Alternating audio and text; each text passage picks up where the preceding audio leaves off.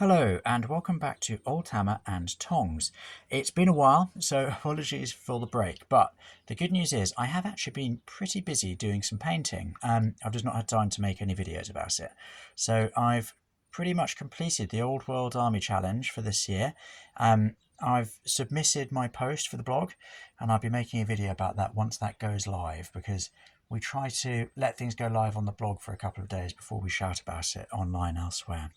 But as is the way with the Old World Army Challenge, attention has already turned to next year. Now, next year is a special edition because they've suggested that we base our project on a classic Old Hammer piece of artwork. Excuse me. So I'm planning to base mine on the classic Imperial Guard box set artwork, which I think is a John Blanche painting. Do shout out in the comments if I've got that horribly wrong. But that was the first box set I ever bought as I was 7, and my dad and I walked past the Games Workshop shop in Brighton, and I picked up that box of multi-pose Imperial Guard. He got 36 of them. And ever since then, Imperial Guard have been close to my heart. So I want to try and create an army which is in the spirit of that artwork. I'm not going to completely recreate the artwork, but I want an army that's in the spirit of it. So first things first, I was going to need loads of miniatures. I've actually got most of those ones that Dad and I bought 35 years ago, but sadly most of them were coated in thick layers of poly cement, which means that they're not really that usable anymore. A wonderful relic of the past, but not that usable. So I posted on the Old Hammer valuation Facebook group asking if anyone could help, and amazingly no fewer than 3 people heeded my call. So I thought it'd be a nice chance to look at the miniatures that I bought from them. So we'll start off here with some absolute classics. So here we go. This is them. Look at that. These are the originals themselves. So I'm really excited about these.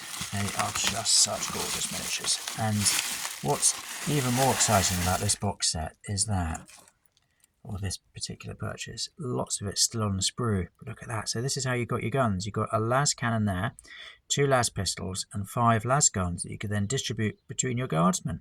So we've got some more las guns there. And then we've got an arm still on the sprue there. Look at that. Got a little cargo pocket. And then we've got more arms there. He's armless. Ooh, ooh, ooh. And then we've got loads of these wonderful miniatures. I think there's about 25 in here. So the box set originally came with these las cannons, and I think, what a badass pose. Look at this. They must be pretty heavy, but he looks like he is unaffected by that. So I'm looking forward to getting him painted up. That'll be next year, of course. I'm prepping the army, and we start the challenge in January. But then we've got these. So, someone's done some wonderful conversion work here. Look, these two are sort of charging in together. It's like a vignette. Brothers in arms. Unless it's this officer threatening to shoot this one if it doesn't go in there. But they're just such wonderful models. I think they're Perry twin sculpts originally. And this really, defined that Imperial Guard look at the time. They'd come from Imperial Army and they have this flak armour. They've got the little ID badge there where you can put regimental or platoon colours. Then they've got the cargo pockets. Now, it is possible to get quite creative with the colours, of course. The Imperial Guard is a huge, huge army, taking in many, many different uniform types. But for this project, I'm definitely going for the classic sort of Codex grey. Some of them will have camo stripes, some not. I think White Dwarf 109 has a really good Imperial Guard painting guide. So I'll be following that to the T, because this is going to be very much a traditional rogue trader Imperial Guard army. So yeah, I've got about 25 miniatures in that set. Wow, look at this. That is a brutal scene, isn't it? Look, he's sort of walking over a fallen comrade with his heavy bolter. That came with the Space Dwarf box set. That's awesome. This poor guy, look. Oi! Don't step on me. So yeah, there's about 25 of those fellas, so I'm looking forward to getting into them. And then another member of the community stepped up with this wonderful selection. Quite a few of these are lead, so I'll be a teeny tiny bit more cautious with these. So this is a Mark Copplestone sculpt, and that's a sort of advancing guardsman. So I'm hoping that I'll be able to use these to recreate some of the guardsmen in the original artwork who were sort of marching with weapons over the shoulder. Oh, this is the Mark Copplestone medic. This is just such a brilliant sculpt. You can see the heart on the armour, signifying his medic status. And there's some of his equipment. Wow, that really is wonderful. And got some more of the infantrymen here. I've always loved this guy. He's got a kind of bandage around his head, as if he's seen the medic and be thrust straight back into action. There's another fella advancing. Let's see if we can get him to be one of our marching troopers. Gosh, there's more. More treasures here. Oh, there we go. That legend. The legendary standard bearer. So I got this blister pack. It was a command set that you got. And you got the medic, the standard bearer, a lieutenant, and a commander. And I got what that was one of the very. Oh, here we go. Here's one of them. I think that's the lieutenant. You got a blister pack with the 4 of them, and it was one of my very early lead blister packs because I'd mainly bought the plastic boxes up until that point. Still got it to this day somewhere. Oh, look at that sergeant. He is just so awesome. What a hero. Look at that stance. You shall not pass. So yeah, he's going to fit in very nicely to this project. Got a few more in here. Oh, lots of spare arms. Try not to lose any of those. You need your arms. There's the guy advancing again with a heavy bolter. Thank you, Space Dwarfs, for lending us that. And then here, this is the commander. Look at him.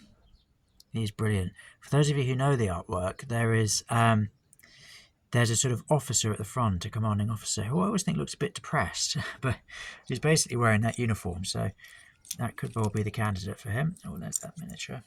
There we are. Thank you, Mark Copplestone, for sculpting those. And then this is particularly special. So another person who got in touch after my Facebook post is an old school hobbyist who lives quite close to me. So I went to go and pick up these from him. We had a really, really lovely chat. I do hope we'll catch up again at some point in the future for some hobby time. And this was the set. Now, this was made especially poignant for me. I always find if someone's giving you their collection from their childhood, that does mean a lot. But this was from a friend of his who very sadly had passed away. So the fact that he was passing it on to me did feel like a real honour. I take that sort of thing quite seriously, and these are really beautiful. Look at that. I was saying earlier about different colour schemes. I think that blue is lovely. It also looks like a clever bit of cotton wool there used to give the effect of a smoking barrel, which is really great. So it looks like these were almost done as kind of star police, sort of space police. That is really, really beautiful. I really like the way they've used the different tones of blue there. And then most of the others are done in this kind of desert camo, which is really cool. Look at that. That's awesome. This guy's so tough that he's holding that gun with his hand. Very impressive. And you've got a few. Oh, this is a bit of a conversion. So look, he's got a hand flamer. And he's also got a radio pack on the back. So he's a very handy comms operator. Good to have around. And if you can see with the basing, whoops, they've got some sand and stones there to add to this kind of desert vibe as they advance. So this is also a comms officer. So it's good that these fellas are staying in touch. Oh, look, this guy's got a bolter. That's from the original Road Trader Plastic Space Marine set. And then, oh, look at this fella. Don't mess with them. So that looks like there's been a head brought in from someone else. That's possibly, is that one of the Space Marine heads from the plastic box set? You tell me. Shout out in the comments. Let me know what you think. So yeah, there's 30 of these. So I've got these 30 fellas, plus I've got a good 25 of the unpainted originals. Plus I think there's about 10 of the lead Mark Copplestone figures. So there's lots and lots to keep me busy, to keep me out of mischief. So I'm super, super excited to get going with that. I've got a few months yet, so I'm just going to spend some time prepping these. And then in January, the series painting begins. So I'm really looking forward to it. I will keep you updated on my progress. Thank you so much for joining me and look forward to seeing you soon. Bye-bye.